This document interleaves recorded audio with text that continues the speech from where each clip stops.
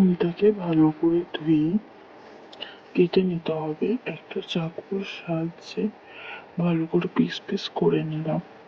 তারপর একটা নারকেল কুড়ে নিয়েছি। ডেজনিতে আগে থেকে দুধ রাখা ছিল, আর একটু সুজি দিয়ে দিয়েছি, আর একটু দুধ দিলাম। এখানে কালো জিরে, মৌরি আর একটু নুন দিয়ে দিয়েছি।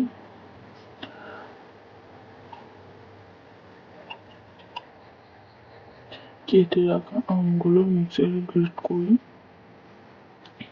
এবং তারপর এরকম আসে ড্রেজকিতে সবটা দিয়ে দিই এবং তারপর নারকেল কুচিয়ে রাখা সবগুলো দিয়ে দিই। ঢিলা হয়ে গেছিল, তারপরে চালের গুঁড়ি দিয়ে দিলাম। তারপর এখানে মাখাচ্ছি। এখানে আমার মাখানো হয়ে গেছে। তারপরে তেলে ছেড়ে দিলাম এই ফুলগুলো। তারপরে যে হয়ে গেছে, আমি এখানে ছেঁকে তুলে নিলাম।